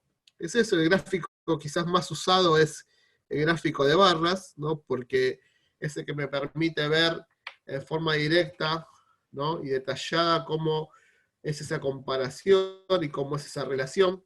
Le digo por qué el gráfico de barras es el más usado, porque antes se usaba para hacer comparación nominal el gráfico de tortas, pero el gran problema que tiene el gráfico de tortas es que cuando tengo muchos elementos, se pierde esa posibilidad de comparar. Acá hay distintas variaciones, distintas formas de poder comparar, ¿no? Un gráfico de barra clásico, un gráfico de barra con un poco más de diseño, ¿no? Otro que acota un poco, corta los valores centrales. Esto es, generalmente se usa el que está abajo a la izquierda, se usa para comparar, no sé, dos grupos iguales. Imagínense, yo quiero comparar por sexo, y acá tuviera los rangos etarios, bueno, me ayudaría a entender dónde está ubicado. Bueno, tengo distintas maneras de poder hacer comparaciones. Después están las series de tiempo. Esta es cuando yo tengo que asociar alguna dimensión de tiempo. Bueno, lo que se usa comúnmente es el gráfico de línea o el gráfico de área, ¿no? Es algo de este estilo para entender cómo fue variando a través del tiempo, ¿no? Después tengo distintas variaciones, puedo usar distintos formatos para una infografía. Incluso esto está bueno, ¿no? Cuando tengo que entender, o tengo una cronología donde yo puedo ir mostrando distintos elementos, ¿no? Bien, cuando tengo que hacer gráficos de correlación, esto de encontrar qué pasa si, o encontrar relaciones, como vimos en el ejemplo, entre el nivel de estudio y el nivel de desempleo, ¿no? Entonces puedo encontrar relaciones. Fíjense que acá este gráfico donde se cruza justamente sea algo importante de analizar. Bueno, básicamente poder encontrar correlaciones. Después otra de las relaciones más comunes son las del ranking, ¿no? Poder tener el top X a partir de algún ordenamiento que hago por, no sé, de mayor a menor o de menor a mayor. Poder verlo en un gráfico de barras clásico, el ranking, ¿no? Poder destacarlos con un color, ¿no? Incluso en un gráfico, en un mapa, poder colorear de mayor a menor dependiendo de algún indicador, ¿no? Estos también son indicadores o relaciones de ranking. Bien, cuando tengo que sacar desviaciones, ¿no? Básicamente se utilizan gráficos de este estilo, ¿no? Para sacar alguna desviación estándar o otro tipo de desviaciones, ¿no? Para poder comparar dos series de tiempo. A veces también me sirve poder mostrarlo en dos gráficos diferentes, un gráfico de barra mezclado con otro gráfico para entender cómo son esas desviaciones, ¿no? Así que tengo distintas maneras de poder mostrar, ¿no? El gráfico y encontrar esas desviaciones o esos puntos donde se producen algún cambio irracional. Bien, gráfico de distribución, ¿no? Para entender cómo se distribuye o cómo la ubicación de cada uno de los grupos se hace en un global, ¿no? El gráfico quizás más usado en lo que es distribución en el gráfico de torta, ¿no? pero bueno, acá tienen distintas variaciones al gráfico de tortas, que son de mucho mayor provecho. Acá el tamaño me ayuda a entender determinado valor y el color le da como cierto énfasis, ¿no? Y acá también hay una variación, ¿no? Que sería una variación de pero ya a través del mundo, donde tengo cada uno de los colores, indica una zona geográfica y cada tamaño indica, no sé, un producto. Entonces me ayuda a poder entender cómo se va distribuyendo determinado indicador. Bien, y parte D, ¿no? El famoso parte D, ¿no? Se usa el gráfico de torta. El gráfico de torta, ¿no? Está muy bueno cuando tengo pocos elementos, pero cuando esa torta se parece más a una pizza, donde las porciones tienden a ser iguales, puede ser bastante complejo entender cuál es la mayor y la menor. Bueno, acá ya hay variaciones de lo que se suele usar de parte D. Lo vamos a ver cuando veamos específicamente la clase de tableros. Algunas de estas. Así que está bueno cuando uno tiene que pensar qué tipo de relación quiere mostrar o cómo mostrar cierta información. Bueno, acá lo tienen para verlo. Bien, ahora vamos a ver los tipos de gráficos, ¿no? A mí me pasó, ¿no? Yo trabajo hace 20 años en lo que es explotación de datos, y en un momento me di cuenta que el 90% de mis tableros usaban el gráfico de torta, algunos muy poquitos el gráfico de barras, y algunos mucho menos el gráfico de línea. Con lo cual, hasta ese momento, mi mundo eran 3 tipos de gráficos.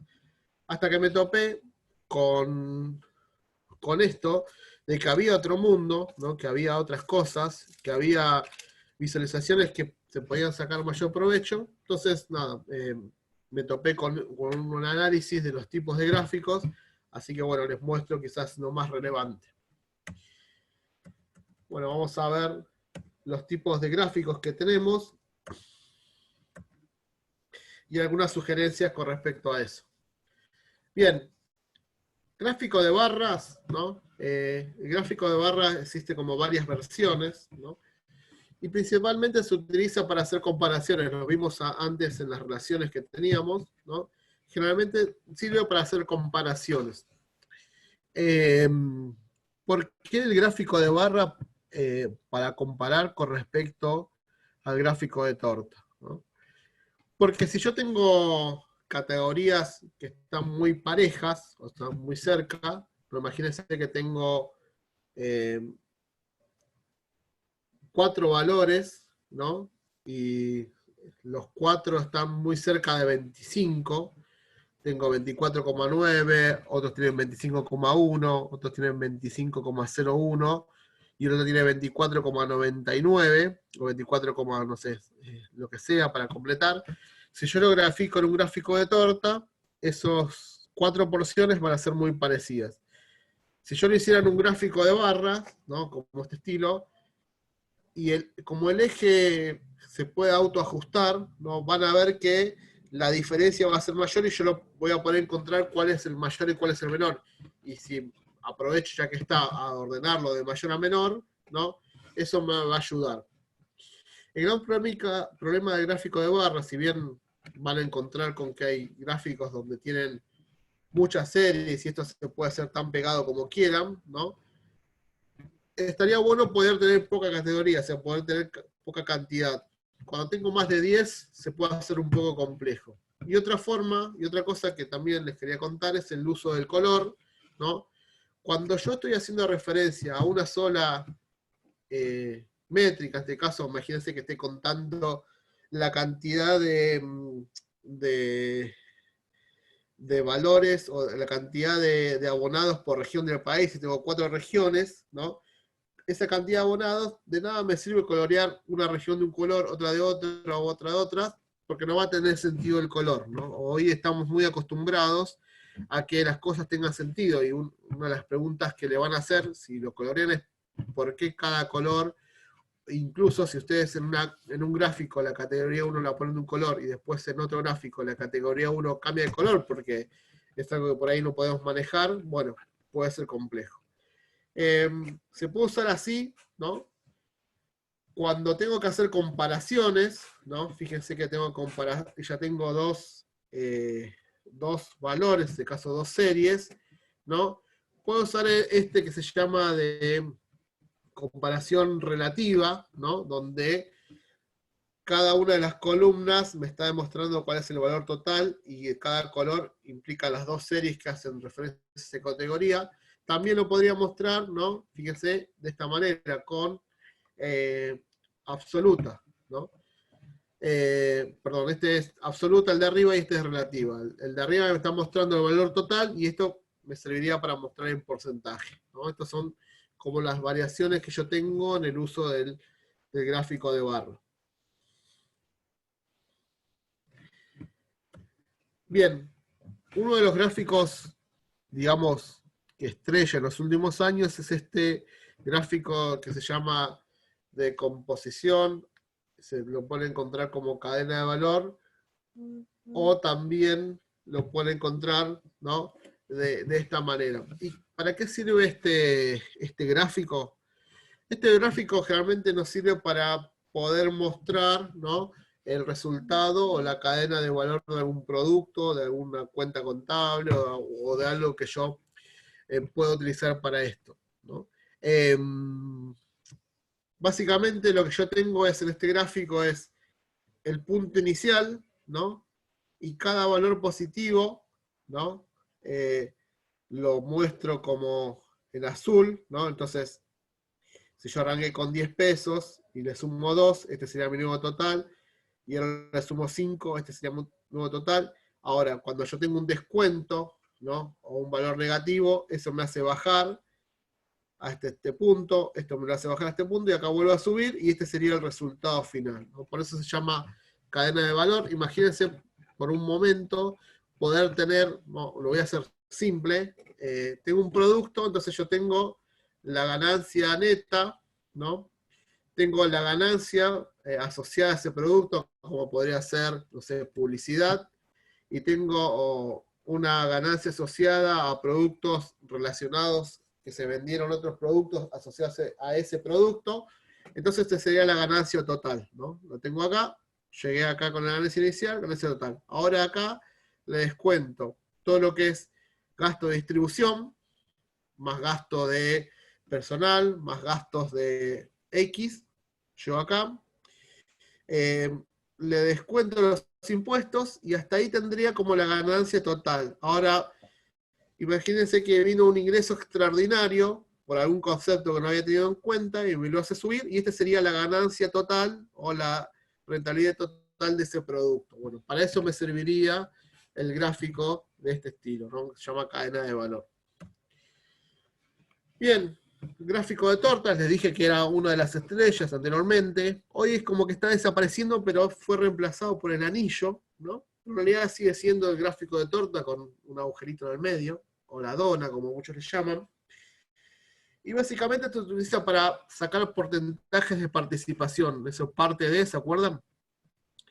Y tengo que ser muy claro en esto, decirle que tengo que tener pocas series, o sea, pocas porciones, y a su vez, ¿no? me sirve cuando sé de antemano que todas esas porciones son bastante disímiles entre sí, ¿no? Fíjense que 32, 23, 10, 26 y 9 es como que son bastante disímiles, y eso hace que el gráfico no sea fácil de interpretar, ¿no? Si yo a esto le agrego que esta serie corresponde a una región, esta otra, bueno, va a ser fácil de entender cuál región es la que está vendiendo mal, cuál tiene mayor participación. Así que esos son los cuidados que hay que tener el gráfico de tortas. El gráfico de tortas se parece más a una pizza, o sea que tiene las porciones parecidas, y va a ser complejo poder entender, ¿no? Entenderlo.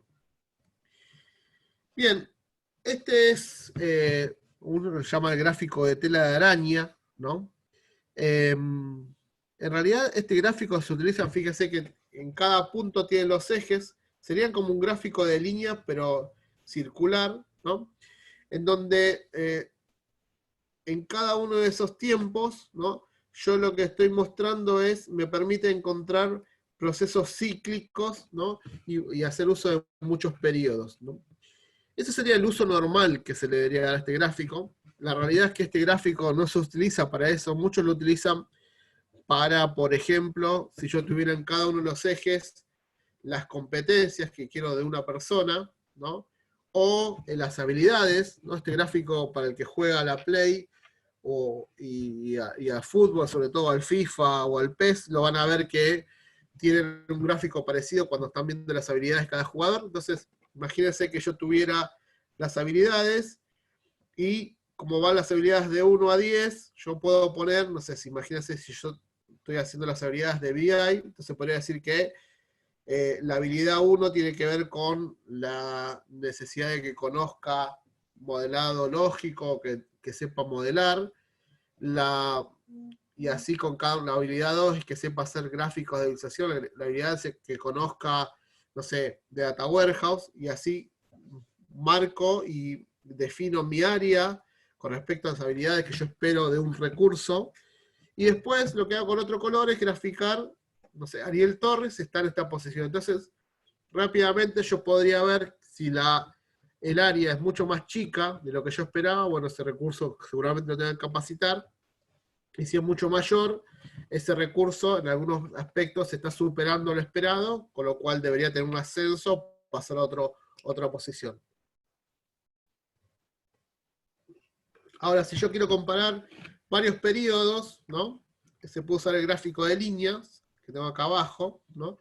Que me permite, obviamente, conocer o hacer gráficos de serie de tiempo.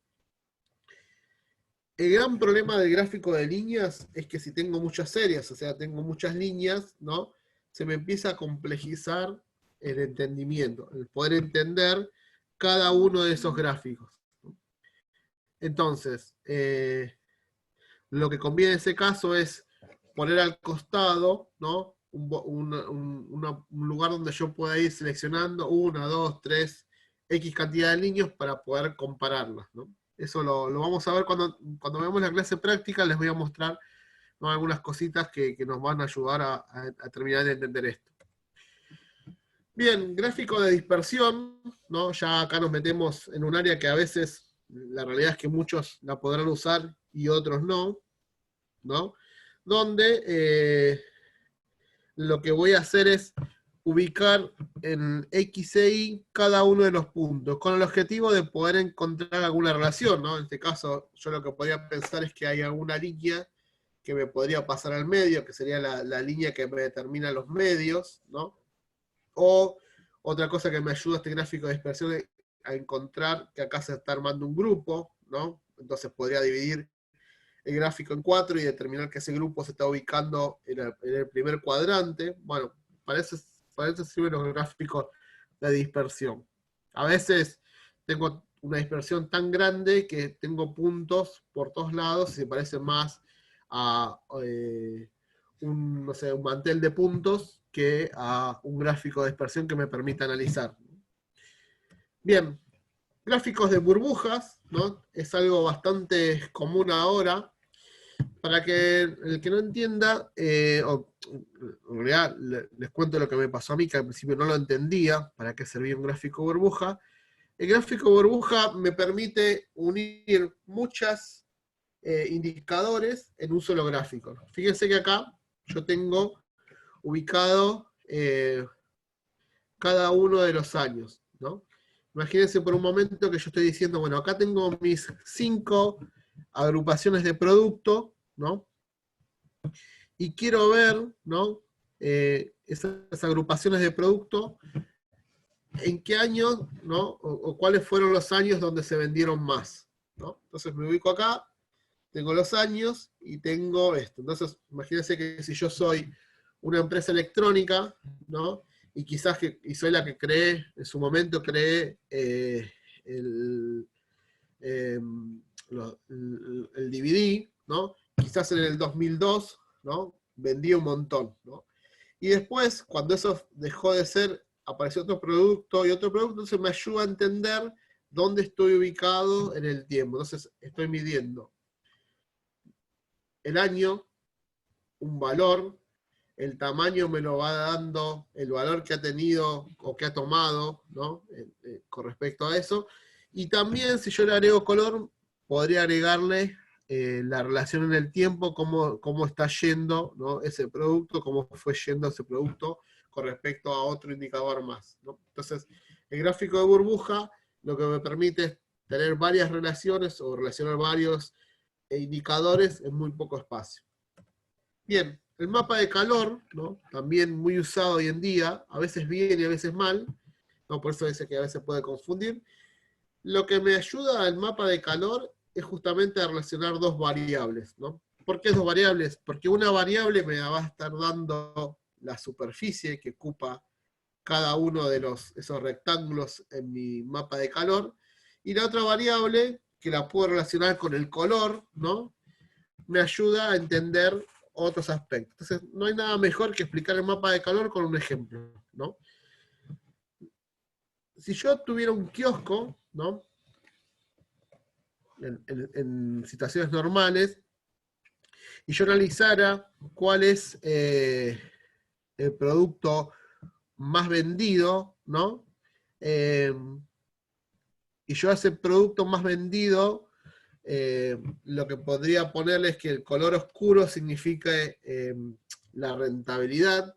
Entonces yo podría decir que en un kiosco vendo muchos cigarrillos, ¿no? Como podría ser este, o podría ser este, pero la rentabilidad es baja, o sea, como yo vendo mucho, pero como la rentabilidad puede ser de 0,01%, o sea, gano muy poquito, ¿no? Por cada cigarrillo que yo vendo, entonces voy a tener una superficie muy grande, que es la cantidad, pero poca rentabilidad, y va a estar muy oscuro. Ahora, ubicado en el punto más extremo, quizás tengo algún elemento premium, como puede ser un chocolate premium o alguna bebida especial que yo vendo. Entonces, voy a ver que vendo muy poco, según el tamaño, pero el color que es más claro, que indica la rentabilidad que es mayor, ¿no? Me lo está mostrando ahí. Entonces, ¿qué yo debería buscar? ¿Qué me permitiría analizar este gráfico? Es que si yo tengo una superficie grande y un color claro, es lo que yo debería buscar, porque voy a vender mucho y mi rentabilidad va a ser mayor, ¿no? Entonces, eso es lo que yo debería buscar al momento de analizar un mapa con un mapa de calor, ¿no? Le digo porque a veces mal se usa, porque a veces se usa con una sola variable, ¿no? Que está determinando solamente la superficie, y el color le pone un color X, ¿no? Indistinto, solamente por ponerle un color, nada más, o una gama de colores. Bien, este es la matriz de gráficos, ¿no? En su momento era muy usada y hoy después dejó de ser usada y hoy vuelve a ser bastante usada y sirve, ayuda mucho. ¿Qué es lo que tiene la matriz de gráfico? ¿No? Me permite analizar muchas dimensiones también en poco espacio. ¿Por qué hablo de muchas dimensiones en poco espacio? Fíjense esto, acá arriba yo tengo las regiones y acá tengo la categoría de productos, ¿no? Y tengo la región norte, sur, sudeste y noroeste, por ejemplo. Y acá tengo la categoría, no tengo libros, tengo electrónica y tengo películas, ¿no? Ahora, a igual escala, yo lo que podría decir es, y acá lo que tengo cada uno de los meses, ¿no? Entonces yo podría decir, mira, lo que estoy viendo que en el primer mes, en enero, ¿no? El que tiene mayor ventas es libros en zona sur, ¿no? Y también películas en zona sur, ¿no? Ahora, si me paro a mitad de año, ¿no? Por acá, ¿no? Puedo ver que es muy parejo en todos la venta de productos y en algunos va bajando. Entonces, ¿qué me permite? Ver de un solo pantallazo cómo estoy ubicado a nivel de todas mis regiones, de todas mis categorías y de todo un año. Entonces, con un simple gráfico puedo ver cómo estoy ubicado. Ahora, si le agrego, por ejemplo, una línea, ¿no? Estos gráficos me permiten agregar una línea de referencia que sea o el promedio de toda la categoría, o el promedio de toda la región, ¿no? O el promedio general, entonces yo puedo saber si estoy por debajo de esa categoría, si estoy por debajo de toda la región, o si estoy por debajo del promedio de ventas general. Entonces, Esto me ayuda a tener un resumen de información en poco espacio, que a veces el espacio es lo que falta, ¿no? Entonces me da un puntapié inicial para hacer un análisis rápido. Yo les cuento para qué usé esto, ¿no? Que es un ejemplo concreto. Yo tuve que medir la cantidad de personas que accedían a las sucursales por región, ¿no? Y por tipo de personas asociadas. Entonces, me llamó la atención, ¿no? Que, por ejemplo, acá en el centro, en Buenos Aires, y lo que era capital, el gráfico me parecía más a este estilo, ¿no? Arrancaba la mañana, ¿no? Y yo lo tenía por hora, entonces arrancaba la mañana con poco, y al mediodía tenía un pico, ¿no? En lo que era la región central del país que le llamamos nosotros. Ahora, las regiones del norte, ¿no? El pico era al revés, arrancaba muy alto en la mañana, caía hacia el mediodía, casi cero, y volvía a subir al cierre, que era cerca de las 8. ¿No? Y eso tenía que ver con mi desconocimiento que en Buenos Aires, ¿no? Y en Capital Federal, crecía la mayor cantidad de gente accedía a las sucursales cerca del mediodía, porque aprovechaban la hora del almuerzo para hacer algún trámite, entonces iba a la sucursal. Y en todo lo que era la región norte, como tenían horario cortado, trabajaban de 8 a 12 y 16 a 20, ¿no? Porque en el medio había un corte, entonces no había tensión, por eso tenía esos picos. Entonces a veces esas relaciones que no encontramos fácilmente, no la puedo entender, con un gráfico de este estilo se puede llegar rápidamente a revisar. Bien, este es el gráfico de red, ¿no? Que me permite encontrar relaciones. Esto lo que está mostrando son la cantidad de partidas y de llegadas, de arribos a distintos aeropuertos, ¿no? De Estados Unidos. Entonces, fíjense que el tamaño me lo da la cantidad de entradas y salidas, o sea, la partidas y arribos. La línea me muestra la relación, o sea, que entre qué y qué hay vuelos, ¿no? Y el tamaño de la línea me muestra la frecuencia, o sea, la cantidad de vuelos que hay entre uno y otro, ¿no? Con eso entonces puedo encontrar así esos caminos críticos, ¿no? Que a veces se usa, sobre todo en distribución, ¿no? Esos caminos críticos me ayudan a poder ver las conexiones e incluso las interconexiones. Acá nosotros lo usamos en un proyecto que hicimos para la facultad, sobre el uso de los datos del uso de las bicis que tiene el gobierno de la ciudad, ¿no? Para entender desde dónde hacia dónde era el mayor uso de bicicleta, o sea, de qué estación hasta qué estación, incluso la cantidad de gente que iba de una estación a otra, y bueno, podíamos entender los horarios en el cual cada una de las personas, o la mayor cantidad de personas, usaban determinado horario, determinado no, y en qué estaciones. Eso permitiría poder encontrar, ¿no? Cuál sería la mayor distribución de las bicicletas o la mejor distribución de las bicicletas. Bien, y otro gráfico que también se usa bastante, que es poder relacionarlo con una variable geográfica, esto que se llama GeoBI, ¿no? Para posicionar. Ya esto es bastante común, incluso se lo puede ver ya en tiempo real, ¿no? Donde yo puedo ubicar un punto, ¿no? O podría ubicar, ¿no? Un gráfico del tipo de densidad para ver, por ejemplo, yo podría decir dónde están ubicados mis clientes, ¿no? Entonces podría tener un gráfico de densidad para saber a rojo significa que tengo mayor cantidad de clientes, y acá podría agregar una capa más al mapa, que hoy las herramientas de geoposicionamiento o herramientas de mapas me permiten agregar una capa donde yo ubique mis sucursales para entender, ¿no? Si ese cúmulo de personas que yo tengo de mis clientes están cerca o lejos de mi sucursal, no sé, para hacer un análisis para determinar si tengo que dar de alta una sucursal o tengo que mover una sucursal a un lugar donde tengo mis clientes, ¿no? Donde tenga más cerca a mis clientes, ¿no? Bien, hasta aquí llegamos hoy con lo que es percepción visual, el uso de gráficos y el tipo de datos, tipo de relaciones y sobre todo qué gráfico utilizar dependiendo de qué necesidades tenemos. Así que bueno, abro la etapa de consultas. Tenemos 15 minutos para consultas. Así que bueno, abro la etapa de consultas.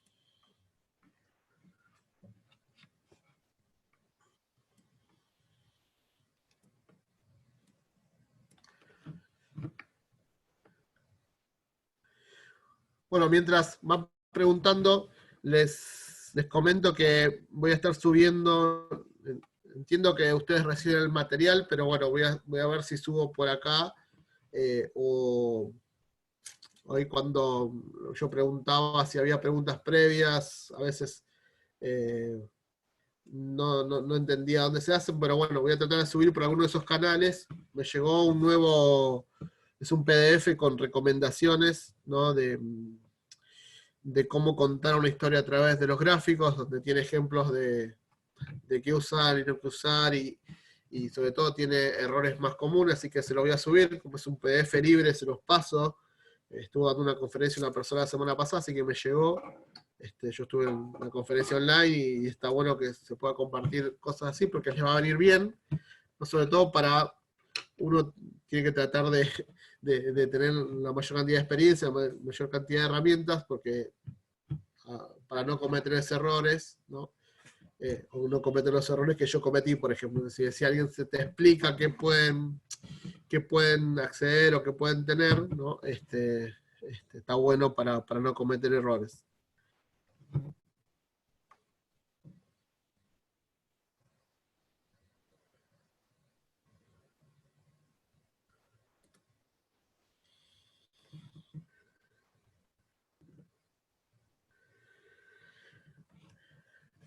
Ahí Viviana pregunta si hay un límite o más bien una recomendación de número de hojas que debe tener un informe. La realidad es que no hay un límite. Yo siempre recomiendo que va a depender mucho de la costumbre que tenga la organización. A mí me tocó organizaciones que eran netamente numéricas o grillas dependientes, donde estaban acostumbrados a ver grillas. Grillas, grillas, grillas, grillas, grillas. Y si bien intentamos impulsar desde el área de BI el uso de gráficos, no pudimos hacerlo. Y me acuerdo que habíamos hecho un análisis, teníamos alrededor de 1000 informes, y de los 1000 informes, 980 eran grillas. Con lo cual eh, eh, es complejo de responder cuál es el límite. Me parece que lo radical es poder tener en un informe, para mí no debe tener, yo pensándolo, más de 10 páginas. Eh, ¿Por qué? Porque yo en un informe debería ir de lo resumido a lo particular, o sea, mostrar en una primera página o a lo sumo en 2 páginas un resumen, ¿no? Bien detallado con los indicadores claves o aquello que yo quiero marcar o que es importante para una reunión, y después tener 4 o 5 hojas más para los detalles o aquello. Y después yo creo que cerraría ahí el informe, y después si hay consultas específicas sobre algo bien operativo, bueno, lo haría por separado. La realidad que leer un informe que tenga más de 10 hojas, creo que hoy nadie se lo aguanta, ¿no? Pero bueno, yo le digo que es muy general. Hay directores o hay personas que están acostumbradas a leer esos informes de 30 a 40 hojas. La otra vez hablábamos en una empresa y me decían que, daba un ejemplo a una persona que habían hecho un tablero, ¿no? Que a su vez tenía como 35 páginas, y que lo recibía la secretaria de un gerente, y que se los imprimía y se lo dejaba listo para la reunión, y el gerente lo único que hacía iba a la página 1 y en la página 5, para las 2 páginas que le interesaba ver nada más. Entonces, con lo cual a veces uno tiene que entender que esto va cambiando constantemente. Quizás antes era importante las 30 páginas y hoy es información que es redundante y que nadie va a estar usando, ¿no? No hay nada peor que, que no ver el uso de nuestras herramientas. Entonces, por eso es importante a veces también conocer a nuestro público, entender qué están usando, qué no están usando. Yo siempre digo que si alguien está usando un tablero que yo hice y en 3 meses no me llama para hacerme una consulta, o no me llama para hacer alguna mejora, es porque no lo está usando. Y si ustedes tienen la posibilidad de emitir un informe y de golpe lo dejan de emitir, y quizás inicialmente tenían 30, 40, 50 personas que le mandaron un informe, lo dejan de emitir, ahí se van a dar cuenta si lo están usando o no, porque se lo van a reclamar. Y a veces está bueno cada tanto volver hacia atrás, volver hacia atrás para ver qué están usando y qué no. Así que es complejo esto de poder decirte qué cantidad de hojas tiene un informe, pero bueno, tenés que conocer mucho a tu organización y a la persona que lo va a estar consumiendo. Yo que uso para utilizar gráficos, para hacer gráficos, bueno, yo uso herramientas de BI, uso principalmente MicroStrategy, Power BI, Tableau y hasta ahí, ¿no? Pero hay miles más, hay muchas más, ¿no? ¿Y cuáles recomiendo usar? Yo siempre recomiendo que sepan usarlas, que usen en su organización. Si no pueden, si no usan nada en su organización, bueno, en principio ir hacia algo que les permita crecer, ¿no? Que sea gratuito al principio, porque no hay nada más complejo que comprar algo y después que no me sirva, entonces por ahí inicialmente van a regalar algo con alguna herramienta gratuita, arrancar con esa y después, si es necesario migrar o moverse. Ya les dije, tanto Tableau como Power BI como MicroStrategy son muy buenas herramientas, con lo cual puedo hacer, incluso hoy tienen la ventaja que si usan Excel, también está teniendo muchas, dentro de Excel tiene muchos gráficos y muchas cosas para hacer, ¿no? Pero bueno, siempre está bueno ir hacia una herramienta que se dedique a la explotación de datos. Con Excel lo van a poder hacer, pero tienen que meter mucho mano ustedes. Bueno, ahí alguien preguntaba también herramientas de Data Discovery. Les dije, bueno, MicroStrategy, Tableau y Power BI. También están las de Google, Google Analytics, Amazon también tiene las suyas. Todavía le falta ahí bastante, ¿no? Para poder llegar a ser una herramienta que yo considere potente, pero bueno, de a poco, digamos que Google y Amazon hace un año no tenían nada y de golpe tienen muchas herramientas, con lo cual, si ellas dos se metieron en este mundo, tanto de explotación de datos como en lo que es visualización, la tendencia va a ser hacia ahí. Así que bueno, que puedan ir por cualquiera de esas herramientas. Nada, Data Studio no tengo mucho conocimiento. Le escribí a un amigo, todavía no me respondió, así que te debo, pues, alguien había preguntado lo mismo en la clase pasada. Sé que es una herramienta que no tiene más de un año Data Studio, con lo cual le falta y bastante, ¿no? Para algo básico, para la transformación de datos, creo que está bastante bueno. Todavía le falta para mí para hacer un ETL, ¿no? Para hacer una herramienta así de procesamiento de datos.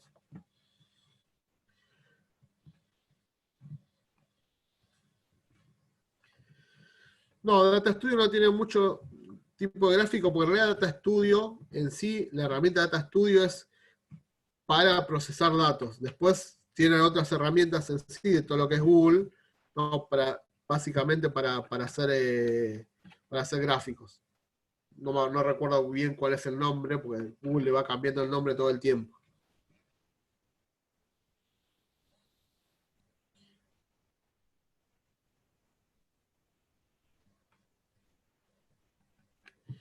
Les voy a compartir una PPT que yo hice debe tener 2 años, con lo cual debe estar un poco desactualizada, con algunas herramientas.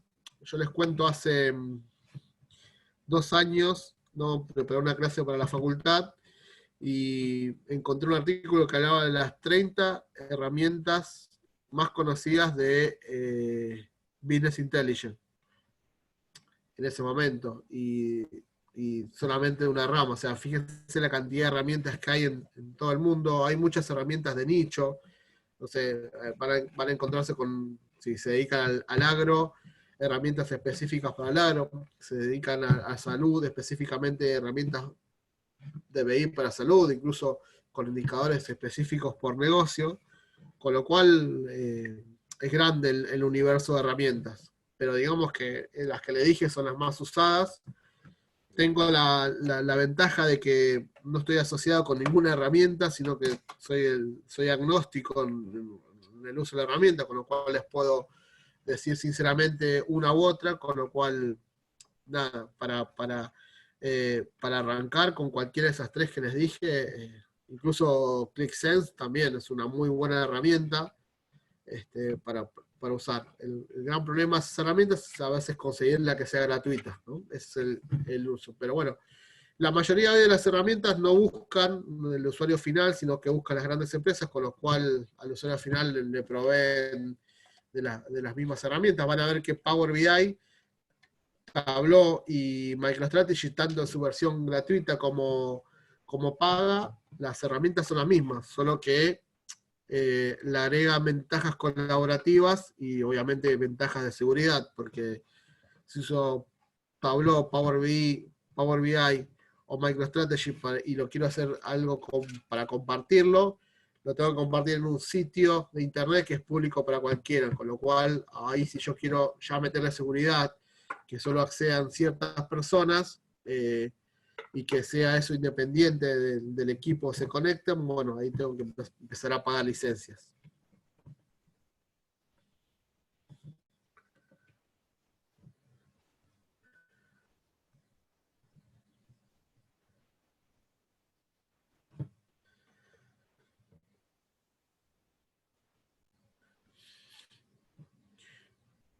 Bueno, ahí Rodrigo les dejó el link, cópienselo porque creo que después se pierde esto una vez que cortamos la clase.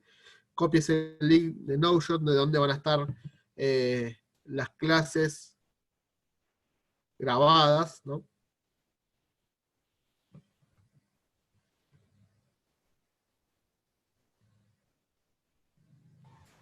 Sí, con ese link van a poder acceder a las grabaciones de las clases. Si Bien, alguno no tiene el acceso, tiene problemas con accesos a Notion, también le dejé el mail un poquito más arriba para poder ayudarlos a solucionarlo. bien, Rodrigo, una consulta más. Slack, ¿tenemos ya el canal abierto para este curso o eso lo tiene que abrir algún docente? Creería que ya está abierto, pero Ok, si no está abierto, también mandame el mail ahí a tutor, sí. vemos qué pasa.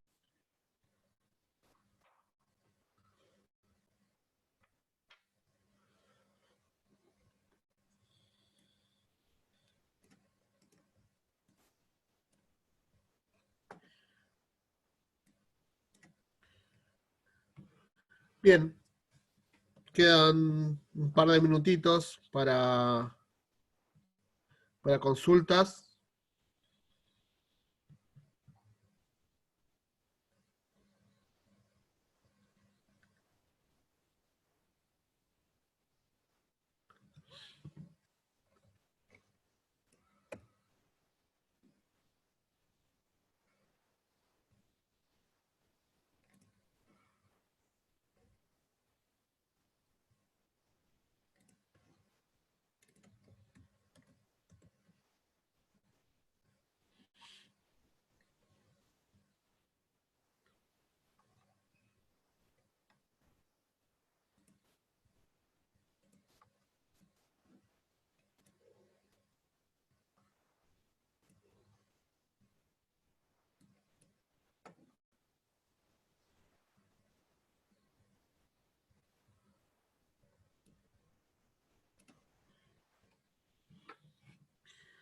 Ahí Silvana pregunta eh, sobre que no vio la clase inicial. La clase inicial es para entender el ecosistema.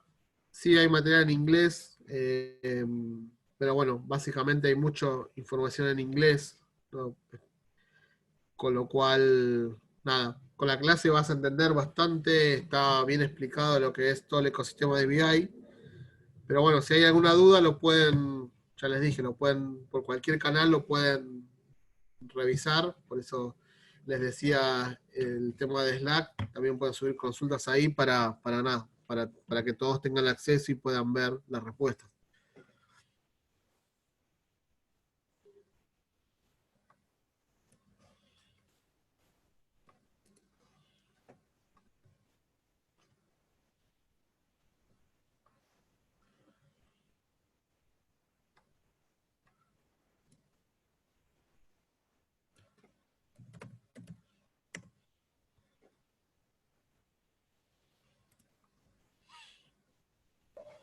Bueno, si no hay más consultas, damos por finalizada la clase. Eh, gracias, Ariel. Bueno, gracias a todos. Nos vemos el próximo lunes para la receta, conocer la receta al momento de hacer nuestros tableros. Así que bueno, muchas gracias a todos y bueno, que tengan un buen fin de semana. Ya estamos a mitad de semana, así que bueno, que tengan un buen fin de semana. Hasta luego. Igualmente, chao.